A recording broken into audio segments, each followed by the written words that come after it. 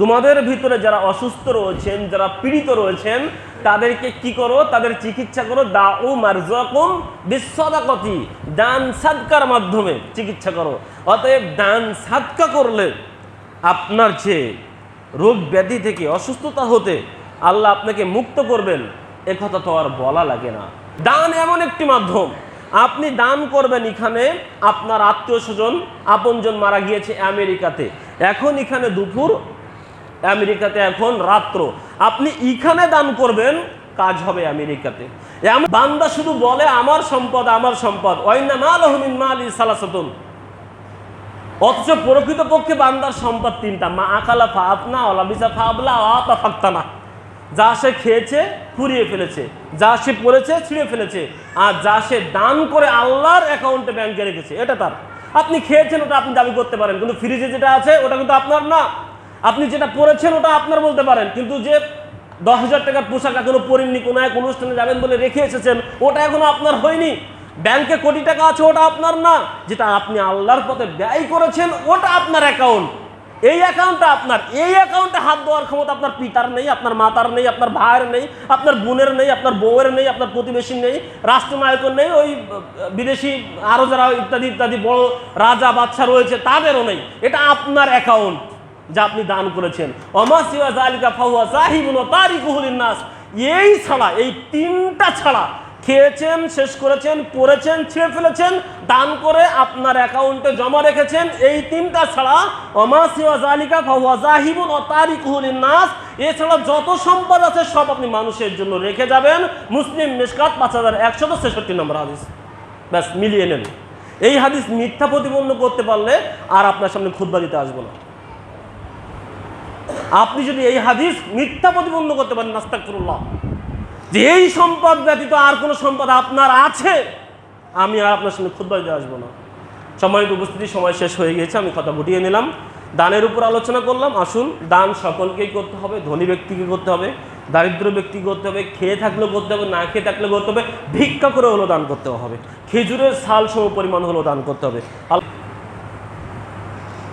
বাইতুল হামদ জামে মসজিদের সম্মানিত মুসল্লিবৃন্দ, জওয়ানিকর অন্তরালে শ্রদ্ধাস্পদিনী স্নেহাশীল মা ও ভগ্নীগণ, আলোচনার শুরুতে সে মহান আল্লাহ তাআলার দরবারে শুকরিয়া আদায় করি যে মহান আল্লাহ সুবহানাহু ওয়া তাআলা আজকের পবিত্র জুম্মার দিনে যথাসময়ের পূর্বে আপনাকে আমাকে অত্র মসজিদে কবুল করেছেন।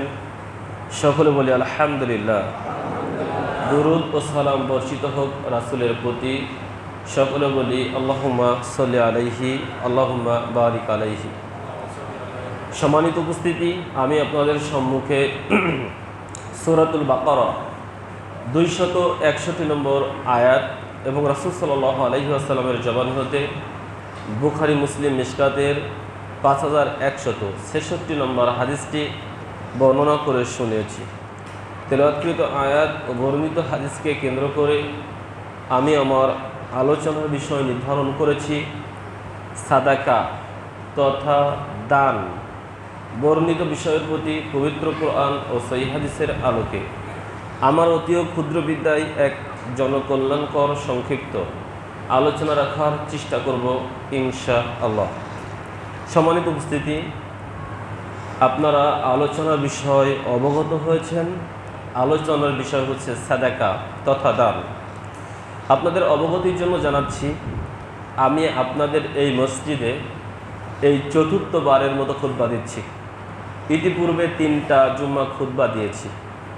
আমার যতটুকু জানা আছে, প্রথম জুম্মায় আপনাদের সামনে আমি আলোচনা করেছিলাম তাকওয়ার বিষয়ে, দ্বিতীয় জুম্মাতে আলোচনা করেছিলাম সলাতের গুরুত্ব, অর্থাৎ আমাদেরকে সলাত আদায় করতে হবে এ বিষয়ে, আর তৃতীয় জুম্মা যার দূরত্ব হয়ে গিয়েছে এখান থেকে 1 বছর 4 মাস, অতএব 2025 সালের ফেব্রুয়ারি মাসে আপনাদের এখানে আমি জুম্মার খুতবা প্রদান করেছিলাম। সে জুম্মার আমার আলোচনার বিষয় ছিল জান্নাতের বিবরণ।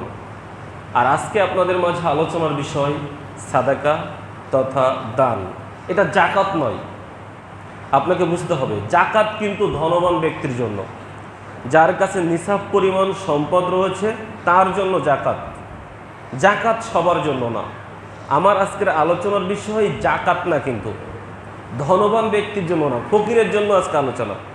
যিনি অন্যের কাছ থেকে চেয়ে নিয়ে ভিক্ষা করে খান তার জন্য আলোচনা। অতএব জাকাত দিতে হবে ধনবান ব্যক্তিদের, যার কাছে নিসাব পরিমাণ সম্পদ রয়েছে, সেই সম্পদের মালিক। আর সাদাকা দান করতে হবে সবাই, কোটিপতি থেকে শুরু করে ভিখারি, রাস্তার ভিক্ষুক পর্যন্ত সকলকে দান করতে হবে। আজকের এই সাধারণ সাদাকা তথা দান নিয়ে আমাদের আজকের আলোচনা। যদিও দান করতে আমাদের মানসিকতার অনেক অভাব হয়, আমরা আমাদের সম্পদকে কমে যাওয়ার ভয়ে দান করতে চাই না, বরঞ্চ আমরা সেটাকে গচ্ছিত রাখতে চাই, ব্যাংক ব্যালেন্স করতে চাই, ইত্যাদি ইত্যাদি জায়গায় রাখতে চাই। কিন্তু শেষ দেখা যায় সেই ব্যাংক ব্যালেন্স আমাদের কোনো কাজে আসে না। আমরা মনে করি এই ধন সম্পদ আমাদেরকে চিরস্থায়ী করে রাখবে, কিন্তু তা কখনো হয় না। এই জন্য আল্লাহ তাআলা সূরা হুমাযার ভিতরে আমাদেরকে জানিয়েছেন, ওয়াইলুল লিকুল্লি হুমাযাতিল লুমাযা আল্লাযী জামআ মালাহু ওয়া আদ্দাদাহ। ধ্বংস তাদের যারা মানুষের সামনে এবং পিছনে গীবত করে, পরনিন্দা করে, আর যারা নিজেদের ধন সম্পদ গচ্ছিত রাখে, গুছিয়ে রাখে। ইয়াহসাবু আন্না মালাহু আখলাদাহ। তারা মনে করে আমাদের এই ধন সম্পদ আমাকে চিরস্থায়ী করবে, আমাকে অমর করবে, আমাকে পৃথিবীতে একেবারে দীর্ঘস্থায়ী বাঁচিয়ে রাখবে। কখনোই নয়, তা হুতামা নামক জাহান্নামে নিক্ষেপ হবে। কাল্লা লা ইউনবাযান্না ফিল হুতামা, আল্লাহ জানিয়েছেন। অতএব এখানে আল্লাহ তাআলা আমাদেরকে জানিয়েছেন যে যারা দুনিয়াতে ধন সম্পদ গচ্ছিত করো, যারা মনে করেছে এই ধন সম্পদ তোমাদেরকে চিরস্থায়ী করে রাখবে, এটা কখনোই হবে না। তুমি বারবার গণনা করছো যে আজকে ৪৫,০০০, কালকে ৫০,০০০, এই মাসে গিয়ে ১ লাখ, তারপরে ১.৫ লাখ, তারপর ১ কোটি। এবার আপনার ব্যাংক ব্যালেন্সে কয়েক কোটি টাকা রয়েছে, আপনি এখনই মারা গেলেন, বলেন তো এই টাকার পরিণাম কি হবে? ইতিহাস আপনাদের সামনে অনেক রয়েছে, কথা বলা যাবে ইনশাআল্লাহ। তবে এই ধন সম্পদ চিরস্থায়ী থাকবে না। আমরা অনেকেই মনে করি দান করলে সম্পদ কমে যায়, অথচ আল্লাহ বলছেন দান করলে সম্পদ বাড়ে। সূরা বাকারার ২৭৬ নম্বর আয়াত, ইয়ামহাকুল্লাহুর রিবা ওয়া ইরবিস সাদাকাতি আল্লাহু লা ইউহিব্বু কুল্লা কাফারিন আসিম। আল্লাহ বলছেন আমি সুদকে ধ্বংস করেছি। সুদ মানুষের ধন সম্পদকে সংকুচিত করে, ধ্বংস করে। আর ওয়া ইরবিস সাদাকা, আর সাদাকা দান মানুষের ধন সম্পদকে বৃদ্ধি করে। যারা পাপী, অবিশ্বাসী, আল্লাহ তাদেরকে পছন্দ করেন না, এ কথা আল্লাহ তাআলা বলেছেন। অতএব আল্লাহ তাআলা আমাদেরকে সুস্পষ্টভাবে জানিয়েছেন, দুনিয়ার মানুষ তোমরা মনে করেছো যে দান করলে তোমার ধন সম্পদ কমে যাবে, কিন্তু আল্লাহ বলেছেন ধন সম্পদ বৃদ্ধি পাবে। তাহলে আপনার মনে করা আর আল্লাহর বলা কারটা সঠিক, এটা আপনি বিচার বিবেচনা করে নেন। আল্লাহ বলেছেন ধন সম্পদ বৃদ্ধি হবে, কেমনভাবে বৃদ্ধি হবে এটা আল্লাহ তাআলা উদাহরণ দিয়েছেন সূরা বাকারার ২৬১ নম্বর আয়াতে। মাসালুল্লাযীনা ইউনফিকুনা আমওয়ালাহুম ফি সাবিলিল্লাহি কামাসালি হাববাতিন আমবাতাত সাবআ সানাবিলা ফি কুল্লি সুনবুলাতিন মিয়াতু হাববাতিন আল্লাহু ইয়াযআইফু লিমান ইয়াশাউ ওয়াল্লাহু ওয়াসিউন আলীম। আল্লাহ তাআলা বলছেন যারা নিজেদের ধন সম্পদ হতে আল্লাহর পথে ব্যয় করে, তাদের দৃষ্টান্ত, তাদের উপমা, তাদের উদাহরণ ওই বীজের ন্যায় যে বীজ রোপণ করা হলো এবং তা থেকে উৎপাদন হলো ৭টি শীষ। একটি বীজ রোপণ করা হলো, আল্লাহ বলছেন কিন্তু সূরা বাকারা ২৬১ নম্বর আয়াত, যে ওই বীজ, যে বীজ রোপণ করা হলো, যেমন আপনার ধান গাছ বলতে পারেন, যারা ধান চাষবাস করেন তারা বলতে পারেন যে একটি বীজ, ধানের বীজ লাগানো হলো, সেই বীজ থেকে বের হলো ৭টি শীষ, প্রত্যেকটি শীষে ১০০ করে শস্য দানা। সুবহানাল্লাহ। অতএব আল্লাহ তাআলা বোঝাতে চেয়েছেন দুনিয়ার মানুষ, তুমি যদি ১ টাকা দান করো, আমি ওই ১ টাকা হতে ৭টি শীষ বের করি এবং প্রত্যেকটি শীষে ১০০ করে শস্য দানা রাখি। অতএব তোমার দৃষ্টিতে যেটা ১ টাকা দাম, আমি ওটাকে ১ থেকে ৭০০ গুণ পর্যন্ত বৃদ্ধি করি। অতএব মানুষের ধন সম্পদ কেউ যদি আল্লাহর পথে ১ টাকা ব্যয় করে, আল্লাহ তার দুনিয়াতে 700 টাকার বরকত দিবেন। কিভাবে দিবেন এটা আপনি আমি বুঝবো না, এটা আপনি আমি বুঝবো না, কারণ বোঝার মতো আকল জ্ঞান এটা আমাদের নাই। এই জ্ঞান এই আকল এটা আমাদেরকে নাই। একমাত্র কৃতজ্ঞ বোঝার বান্দা তারা এটা স্বীকার করে এবং তারা এর নিয়ামত বোঝে। শুধু 700 গুণ নয়, আল্লাহ বলছেন আমি যাকে ইচ্ছা আরো বহুগুণ বাড়িয়ে দিই। আল্লাহ হচ্ছেন প্রাচুর্যময় এবং সর্বজ্ঞ। 700 গুণ থেকে 1000 গুণ হতে পারে, 1,00,000 গুণ হতে পারে, কোটি গুণ হতে পারে, কোটি কোটি কোটি গুণও হতে পারে। সেটা দুনিয়াতে হতে পারে, সেটা পরকালেও হতে পারে। সেটা দুনিয়াতে হতে পারে, সেটা পরকালেও হতে পারে। এই জন্য আপনাকে আমাকে আল্লাহর নিয়ামতের শুকরিয়া আদায় করতে হবে। আল্লাহ তাআলা সূরা ইব্রাহিমের 7 নম্বর আয়াতে বলছেন, ওয়াইজ তাআজ্জানা রাব্বাকুম লা ইন শাকারতুম লা আযীদান্নাকুম ওয়া লা ইন কাফারতুম ইন্না আযাবি লাশাদীদ। যখন তোমাদের রব তোমাদেরকে বললেন তোমরা শুকরিয়া আদায় করো, তাহলে তোমাদের নিয়ামত আমি আল্লাহ বাড়িয়ে দেব, আর যদি তোমরা কুফরি করো, অকৃতজ্ঞ হও, তাহলে জেনে রাখো আমার আযাব, আমার শাস্তি বড় কঠিন হবে।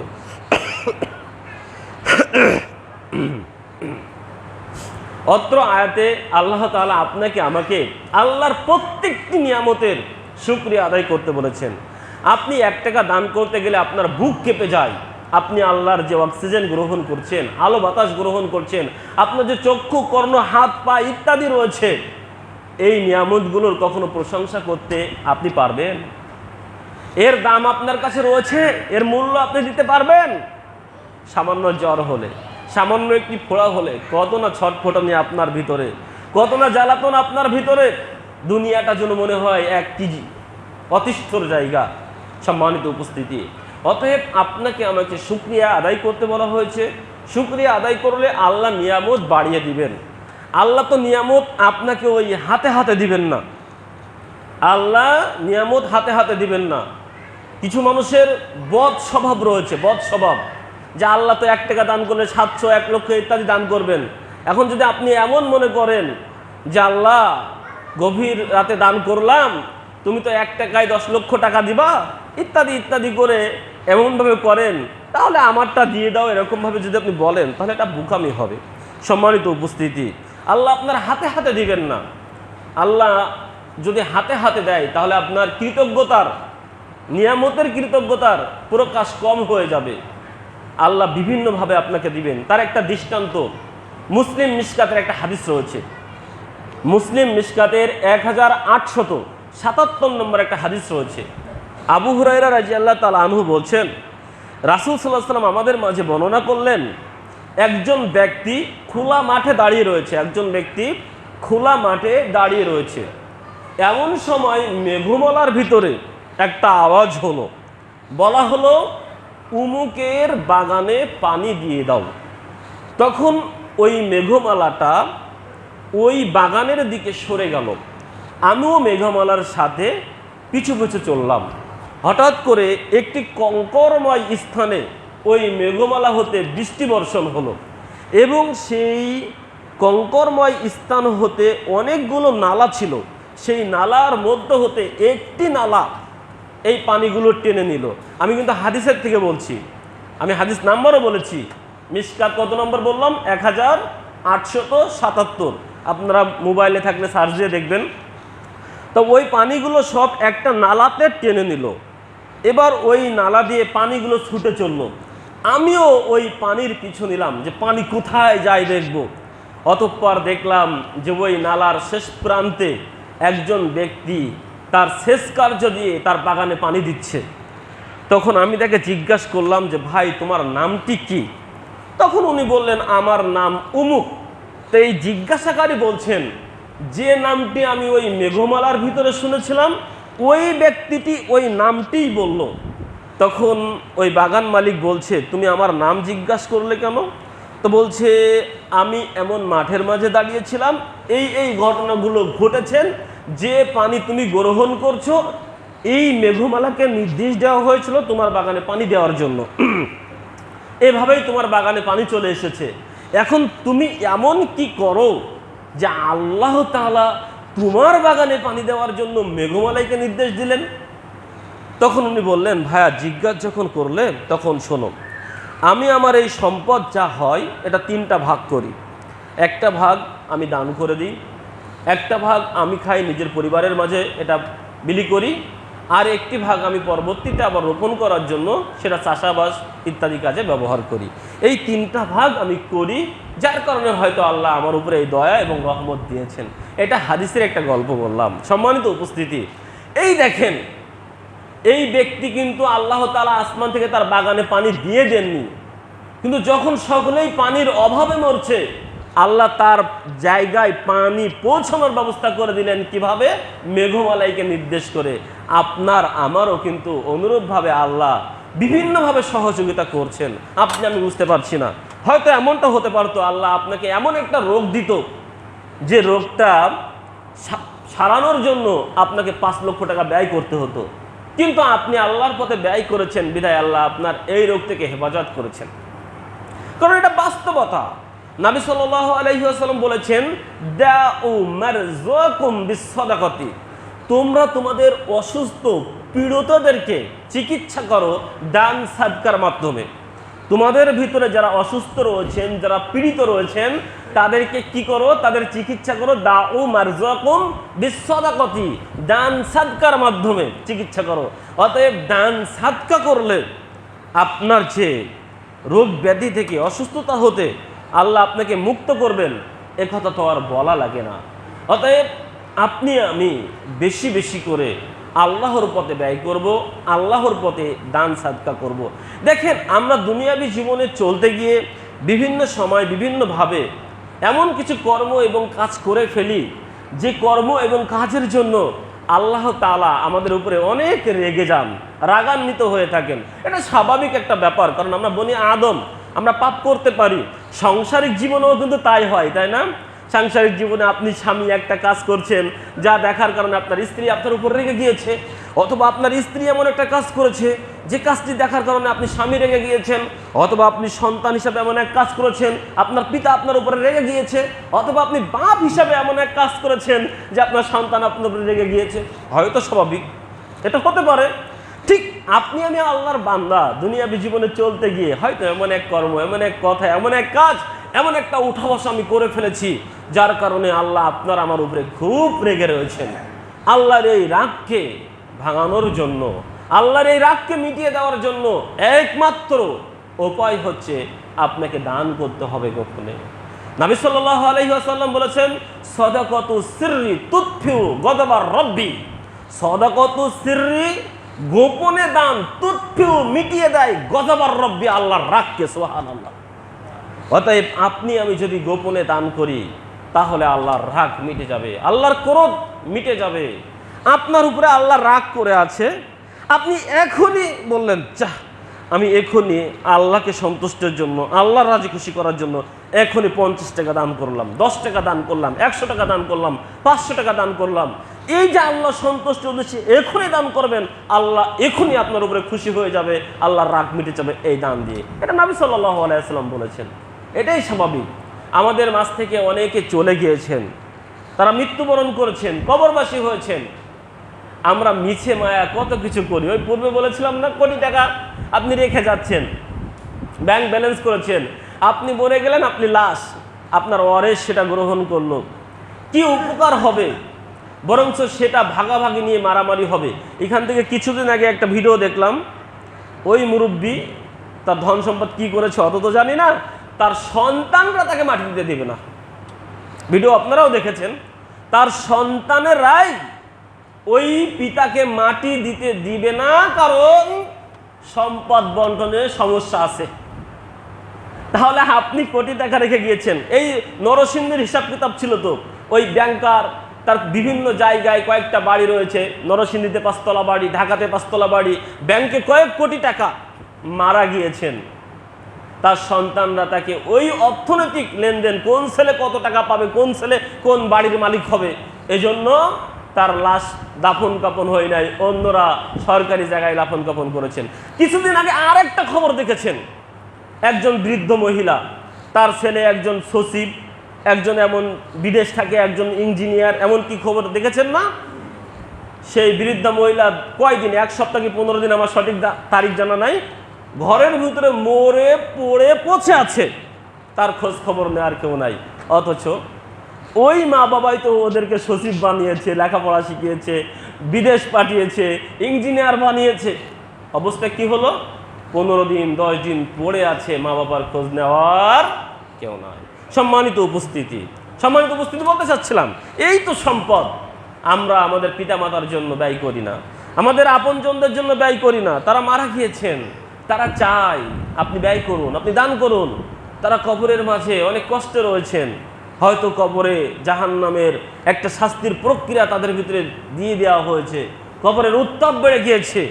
অথচ নবী সাল্লাল্লাহু আলাইহি ওয়াসাল্লাম বলেছেন, ইন্নাস সাদাকাতা লা তুতফিউ আন আহলিহা হাররাল কবর, নিশ্চয়ই সাদাকা আন আহলিহা হাররাল কবর, কবরের উত্তাপ, কবরের আগুন, কবরের জ্বলন্ত উত্তাপকে নিভিয়ে দেয়। সুবহানাল্লাহ।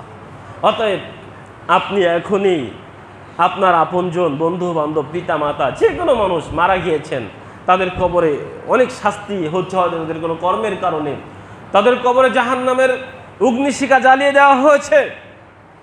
আপনি এখনই আপনার সে আত্মীয় স্বজন, পিতা মাতা, বন্ধু বান্ধব, ভাই ভাবি, শ্বশুর শাশুড়ি, দাদা দাদি, নানা নানি, যারা আপনার আপনজন, যারা আপনার জন্য কেঁদেছে, দোয়া করেছে, অর্থ ব্যয় করেছে, আপনাকে ইত্যাদি ইত্যাদি করেছে, আপনি এখনই তাদের নামে দান করবেন, এখনই দান করবেন, এখনই তাদের কবরের আযাব, কবরের উত্তাপ নিভিয়ে দেওয়া হবে।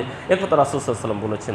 দান এমন একটি মাধ্যম, আপনি দান করবেন। এখানে আপনার আত্মীয় স্বজন, আপনজন মারা গিয়েছে আমেরিকাতে, এখন এখানে দুপুর, আমেরিকাতে এখন রাত্র, আপনি এখানে দান করবেন, কাজ হবে আমেরিকাতে। আমেরিকার কোনো একজন মানুষ দান করবে আমেরিকাতে, ওই সিঙ্গাপুরে, ওই রাশিয়ায় ইত্যাদি যে কোনো জায়গায়, ওখানে বসে দান করবে, আপনার ওখানে দান করবে, কাজ হবে এইখানেতে। পৃথিবীর যে কোনো স্থান হতে আপনি আপনার আপনজনের জন্য দান করবেন, সাথে সাথে আল্লাহ কবরের আযাব মিটিয়ে দিবে, আপনার ওই দানের সওয়াব তার ওই আমলনামায় কবরে পৌঁছে দিবে।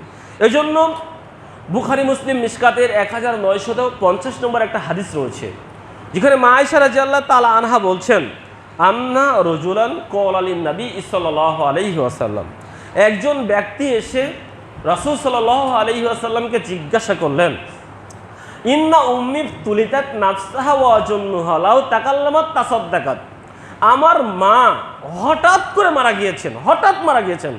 ইন্না উম্মি তুলিতাত নাফসাহা ওয়া জুন্নুহা লাউ তাকাল্লামাত তাসাদ্দাকাত, তিনি যদি কথা বলতে পারতেন তাহলে আমার বিশ্বাস বা আশঙ্কা হয়, আমি মনে করছি তাসাদ্দাকাত, তাহলে তিনি সদাকা করতেন, দান করতেন।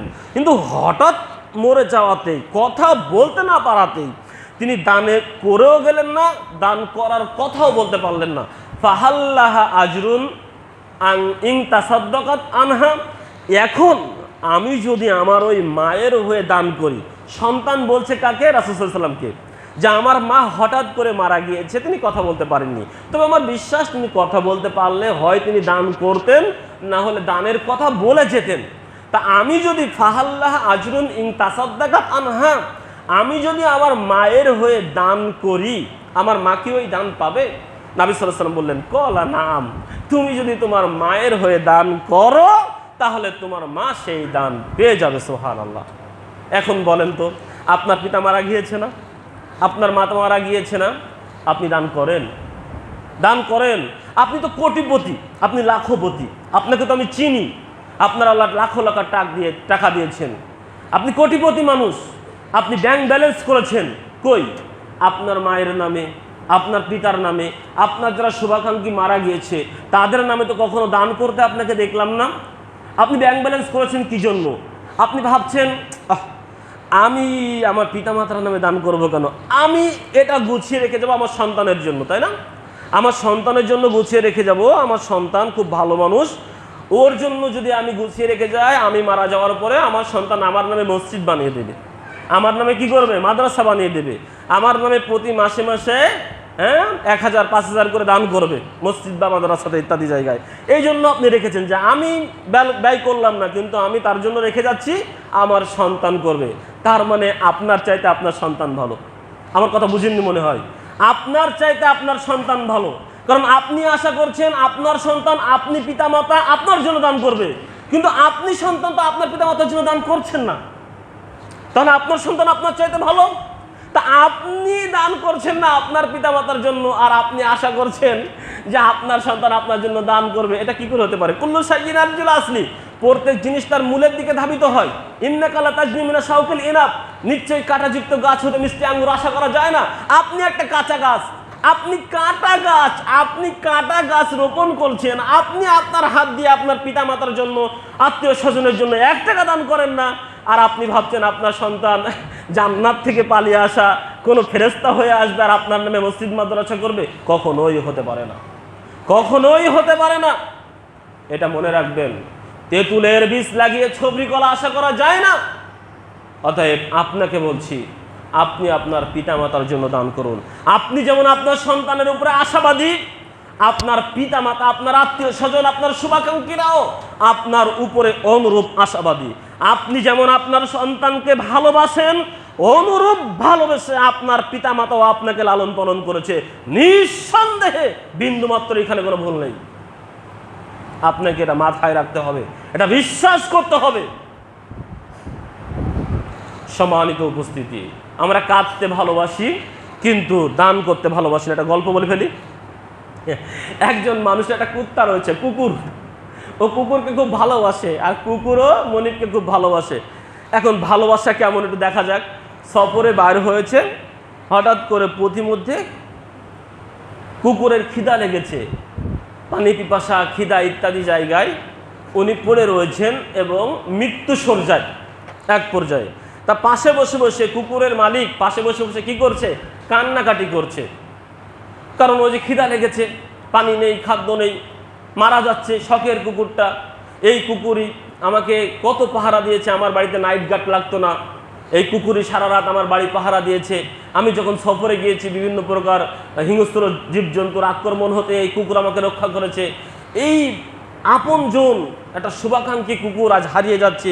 এই জন্য পাশে বসে বসে কি করছে? কুকুরের মনিব কান্নাকাটি করছে। কেন? খাওয়া দাওয়া নাই। বাড়ি থাকলে হয়তো অন্যর বাড়িতে কিছু খেয়ে আসতো, রাস্তাঘাটে কিছু পড়ে থাকলে খেয়ে আসতো, আর তার বাড়ি পাহারা দিত। তা যাই হোক, মারা যাচ্ছে। তা পথিক যাচ্ছে পথ দিয়ে, তো বলছে ভাই কাঁদো কেন? তো বলছে আমার কুকুর মারা যায়। কেন? খিদার অভাবে। কেন খিদা? বলছে খাওয়া নাই, পানি নাই, এই জন্য মারা যাচ্ছে। এই কুকুর আমার খুব শখের, খুব ভালোবাসার, আমি খুব ভালোবাসি কুকুরকে, আর কুকুরও আমার খুব ভালোবাসে, আমার বাড়ি পাহারা দেয়, আমাকে হেফাজত করে, আমাকে দেখা যত্ন করে ইত্যাদি। অতএব এই কারণে আমি কাঁদছি যে এই ভালোবাসা আজ হারাতে হচ্ছে। তখন এই পথিক বলছে আপনার কাছে যে একটা পুটলা দেখছি, এই পুটলার ভিতরে কি? তো বলছে আমার সফরের জিনিস। ওই সফরের জিনিস কি আছে? বলছে কিছু কাপড় আছে, আর কিছু হালুয়া, রুটি, পানি আছে, এগুলো সফরের জিনিস। তা পথিক বলছে আরে ভাই ভালোবাসা দেখান, হালুয়া রুটি পুটলার ভিতরে, কুকুর যাই খিদার জ্বালায় মরে, আর পাশে বসে আপনি কাঁদেন। আপনি সন্তান ওই কুকুর মালিকের মতো, কুকুর মনিবের মতো। আপনি আপনার পিতামাতার জন্য কেঁদে দিবেন, কিন্তু হালুয়া রুটি বের করবেন না। কথা বুঝতে পেরেছেন? আপনি আপনার পিতামাতার জন্য কেঁদে দিবেন, কিন্তু হালুয়া রুটি বের করে পেটে দিবেন না, যা খাইলে কুকুর বেঁচে যাবে। আপনি কাঁদতে পারবেন, কিন্তু পিতামাতার জন্য 1 টাকা দান করতে পারবেন না, ও আপনার কলিজা ছিঁড়ে যাবে। সম্মানিত উপস্থিতি, আপনাকে বলছিলাম দান করতে হবে। দান কঠিন একটা ব্যাপার। দান আপনার জন্য উপকার, দান আপনার জন্য উপকার। আপনার জাহান্নামের আগুন নিভিয়ে দেয় দান। নবী সাল্লাল্লাহু আলাইহি ওয়াসাল্লাম বলছেন, আলী রাদিয়াল্লাহু তাআলা আনহু কল রাসূলুল্লাহ সাল্লাল্লাহু আলাইহি ওয়াসাল্লাম, আলা আদুল্লুকা আলা আবওয়াবিল খায়র, আমি কি তোমাকে কল্যাণের দরজা বলে দেব না? তো বলছেন কুলতু বালা ইয়া রাসূল সাল্লাল্লাহু আলাইহি ওয়াসাল্লাম, জি বলুন। তো বলছে আস-সাওমু জুন্নাতুন আস-সাদাকাতু তুতফিউল খাতিয়াতা কামা ইতফুল মা, সিয়াম হচ্ছে জাহান্নাম থেকে বাঁচার ঢাল স্বরূপ। আস-সাদাকা ওয়া তুতফিউল খাতিয়াতা কামা ইতফুল মাউন নার, আস-সাদাকা তোমাকে জাহান্নামের আগুন নিভিয়ে দেয়, জাহান্নামের পাপ মোচন করে দেয়, আগুন মিটিয়ে দেয়, তোমার পাপ মিটিয়ে দেয়, যেমন ভাবে পানি আগুনকে নিভিয়ে দেয়। এই জন্য আমি বলি পানি দান হলো আপনার ফায়ার সার্ভিসের ট্যাঙ্কির পানি। যেমন আপনি আমি বিভিন্ন সংবাদ শুনি না যে অমুক জায়গায় আগুন লেগেছে, পর্যাপ্ত পরিমাণ পানি না থাকার কারণে আগুন নিভাতে ফায়ার সার্ভিসের অনেক বেগ পেতে হচ্ছে। আবার একটা সংবাদে বলছে অমুক জায়গায় আগুন লেগেছে, কিন্তু পর্যাপ্ত পানি সরবরাহ থাকার কারণে দ্রুত ফায়ার সার্ভিস আগুনকে নিয়ন্ত্রণ করতে পেরেছে। এই দান হলো আপনার ফায়ার সার্ভিস ট্যাঙ্কির পানি। আপনি যত বেশি দুনিয়ার জীবন থেকে দান করবেন, তত বেশি আপনার ফায়ার সার্ভিসের ট্যাঙ্কিতে কি হবে? পানি জমা হবে, পানি জমা হবে। যত বেশি দান করবেন তত বেশি পানি জমা। এখন পরকালীন জীবনে কোনো কারণবশত যদি আপনি জাহান্নামী হন, তখন জাহান্নামের আগুন নিবানোর জন্য আল্লাহ এই পানি ব্যবহার করবে। নবী সাল্লাল্লাহু আলাইহি সাল্লাম এই জন্য বলেছেন, বুখারীর 1417 নম্বর হাদিস, ইত্তাকুন নারা ওয়ালাউ বিশিক্কি তামারাতিন, সঙ্গী সাথী তোমরা জাহান্নামের আগুন থেকে বাঁচো। খেজুরের গায়ে একটা ছাল রয়েছে, ওই ছাল সম পরিমাণ দান করে হলেও, খেজুরের গায়ে যে ছাল রয়েছে ওই ছাল সম পরিমাণ দান করে হলেও তোমরা জাহান্নামের আগুন থেকে বাঁচো। কারণ জাহান্নাম থেকে বাঁচার সবচেয়ে বড় মাধ্যমটি হচ্ছে দান। এই অর্থের কারণেই মানুষ আল্লাহকে ভুলে গিয়েছে। এই অর্থের কারণেই মানুষ ঝগড়া ফাসাদ, ফাঁকি, ঘুষ, সুদ, ঘুষ যাই বলেন, এই আপনার আমার যে জোর জুলুম, আপনার অমুকের জমি ফাঁকি দিয়েছে অমুক নেতা, কেন দিয়েছে? এই অর্থের কারণে। ঘুষ খেয়েছে এত লক্ষ টাকা, সুদ খেয়েছে এত লক্ষ টাকা, ওই ভাই বোনের জমি ফাঁকি দিয়েছে, বোন ভাইয়ের জমি ফাঁকি দিয়েছে, বাপ অমুকের নামে জমি লিখে দিয়েছে। কেন এগুলো? কেন? এই অর্থের কারণে, এই অর্থের কারণে। এই অর্থই আপনাকে জাহান্নামে নিয়ে যাবে। অর্থের প্রতি ভালোবাসা, অর্থের প্রতি বেশি আবেগ, এটা আপনাকে আমাকে জাহান্নামে নিক্ষেপ করবে। এজন্য আমাদের নবী বলেছেন যে তোমরা সামান্য খেজুরের গায়ে, তুমি এত অভাবী, তুমি এত অভাবী, তোমার টাকা নেই, টাকা নেই, পয়সা নেই, আরে তোমার গায়ে যদি খেজুরের ছাল থাকে, ওই ছালটা দান করে হলো বলো, আল্লাহ এই ছালটা দান করলাম, এই দানের বিনিময়ে তোমাকে আমি বলছি তুমি আমাকে জাহান্নামের আগুন থেকে পরিত্রাণ দাও। এটা আপনাকে বলতে হবে। আর আপনি যদি দান করেন, আল্লাহ তো অনেক খুশি। আপনি দান করবেন খেজুরের ছাল পরিমাণ, কিন্তু পরকালীন জীবনে তো আপনি ছাল পরিমাণ পাবেন না, মহা জিনিস পাবেন। সময় যেহেতু শেষ হয়ে যাচ্ছে, কথা তো গোটাতেই হবে। যাক, আমার ঘরে দেখছি 5, ওখানে দেখছি 10, কারণ কি বুঝছি না। কত আসলে মূলত? 7। আচ্ছা, তো যাই হোক, সম্মানিত উপস্থিতি, আমি এই জন্য বলি যে আপনারা একটা লাইফ ইন্স্যুরেন্স করেন, প্রত্যেকে একটা করে লাইফ ইন্স্যুরেন্স করেন। এখন আপনি বলবেন, হুজুর লাইফ ইন্স্যুরেন্স, কোন লাইফ ইন্স্যুরেন্সের আপনি এজেন্ডা নিয়ে এসেছেন? আমরা তো সকলেই শুনি লাইফ ইন্স্যুরেন্স ততটা বৈধতা দেয় না। তা আপনি আবার পপুলার না মেঘনা না যমুনা, কোন লাইফ ইন্স্যুরেন্সের কর্মী হিসাবে আপনি আজকে আমাদের মাঝে আসলেন? সম্মানিত উপস্থিতি, প্রথমত লাইফ ইন্স্যুরেন্সের একটা ফজিলাত বলি। লাইফ ইন্স্যুরেন্সের ফজিলাত কি আপনারা জানেন? আজকে আপনি লাইফ ইন্স্যুরেন্স খুলবেন, কালকে মারা যাবেন, তা আপনি মনে করেন কি বছরে 6,000 টাকা খুলেছেন, 10 বছরে 60,000 টাকা। তা আজকে খুলে কালকে মারা গেলে আপনি ডবল পাবেন, অতএব 60,000 পাবেন না। 10 বছরে তো 60,000 জমা করতেন, ওটা পাবেন না, আরও 60,000, 1,20,000 টাকা পাবেন। এটা না লাইফ ইন্স্যুরেন্সের ফজিলাত? লাইফ ইন্স্যুরেন্সের যে ফজিলাত, এটাই তো নাকি, না অন্য কিছু? এটাই তো নাকি যে আপনি যা খুলবেন 10 বছর পরে তার ডবল পাবেন, এমনকি খুলে যদি মারাও যান তবুও ডবল পাবেন। এটাই তো নাকি? যদিও জানি না কেউ পেয়েছে কিনা, আমার জানা নেই। কারণ আমার এক চাচার কথা বলতে হয়, তিনি বলছিলেন যে আমি এমন খুলেছিলাম 10 বছরে 60,000, 10 বছর পরে আমাকে টোটাল টাকা দিয়েছে 62,000, অতএব 10 বছর 2,000। তো যা হোক, এই লাইফ ইন্স্যুরেন্সের হিসাবে ভুল হতে পারে, মারপ্যাচ হতে পারে। আমি যে লাইফ ইন্স্যুরেন্সের কথা বলছি এটা দুনিয়ার না, এটা পরকাল। এই লাইফ ইন্স্যুরেন্স যেমন খুলে মরলে লাভ আছে, আমি যে লাইফ ইন্স্যুরেন্সের কথা বলছি এটা পরকালীন লাইফ ইন্স্যুরেন্স। এটা খুলে মরতে পারলেই লাভ আছে, এটা খুলে মরতে পারলেই লাভ আছে। আজকে থেকে নিয়ত করুন, প্রতিদিন অন্তত 5 টাকা 10 টাকা যার যেমন সামর্থ্য প্রতিদিন দান করব। আল্লাহ, আমি প্রতিদিনের একটা লাইফ ইন্স্যুরেন্স করলাম, অথবা সাপ্তাহিক একটা লাইফ ইন্স্যুরেন্স করলাম। লাইফ ইন্স্যুরেন্সের বহু মেয়াদি হতে পারে, মাসিক হতে পারে, 1 বছরে হতে পারে। আমি সাপ্তাহিক খুললাম, প্রত্যেক সপ্তাহে 10 টাকা 20 টাকা 50 টাকা 100 টাকা করে জুম্মার দিনে নিয়ে আসবো, অথবা অমুক অমুক জায়গায় দিব। অথবা মাসিক লাইফ ইন্স্যুরেন্স খুললাম। এইভাবে প্রত্যেকে একটা করে লাইফ ইন্স্যুরেন্স খোলেন। শোনেন, এর ফজিলাত অনেক। এ টাকায় কোনো মার নেই, আপনি খুলেই মারা যাবেন, আল্লাহ আপনার কাছে পাহাড় করে তুলবে। সাঈদ ইবনে ইয়াসার রাহিমাহুল্লাহ তিনি বলেন, সামিত আবু হুরায়রা রাদিয়াল্লাহু তাআলা আনহু ক্বালা রাসূলুল্লাহ সাল্লাল্লাহু আলাইহি ওয়াসাল্লাম, আমি আবু হুরায়রা রাদিয়াল্লাহু তাআলা আনহুকে বলতে শুনেছি, তিনি বলেন রাসূল সাল্লাল্লাহু আলাইহি ওয়াসাল্লাম বলেছেন, মা তাসাদ্দাকা আহাদুন বিসাদাকাতিন মিন তাইয়িবিন, যখন তোমাদের কোনো ব্যক্তি তার বৈধ উপার্জন হতে আল্লাহর পথে ব্যয় করে, ওয়ালা ইকবালু ইল্লা তাইয়িবান, কেননা আল্লাহ পবিত্র বস্তু ছাড়া কিছু গ্রহণ করেন না, ইল্লা আখাযাহার রহমানু বিয়ামিনিহি ইন কানাত তামরাতান তারবু, যদি কোনো ব্যক্তি এভাবে দান করে তাহলে মহান রব ওই টাকাটা কি করেন, ডান হাত দিয়ে গ্রহণ করেন, যদিও সেটা একটা খেজুরের সমতুল্য হয়, এবং এটা আল্লাহ বাড়াতে থাকেন এমনভাবে, তা কোনো হাতটা জাবাল, এমনভাবে সেটা আল্লাহ বাড়াতে বাড়াতে বাড়াতে বাড়াতে দান করলেন কি খেজুর সম পরিমাণ, আর আল্লাহ বাড়াতে বাড়াতে বাড়াতে সেটা করছে পাহাড় থেকে পাহাড় সম পরিমাণ।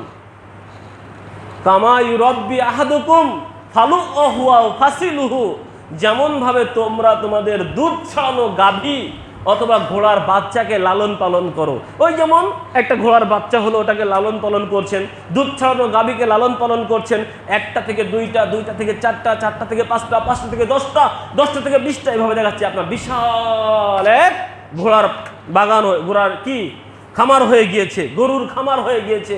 ঠিক আল্লাহ বলছেন তুমি দান করলে খেজুর, আল্লাহ ওটা ডান হাতে নিয়েছেন, নিয়ে ওটা বাড়াতে বাড়াতে বাড়াতে বাড়াতে একেবারে পাহাড় থেকে পাহাড় বানিয়ে ফেলেছেন।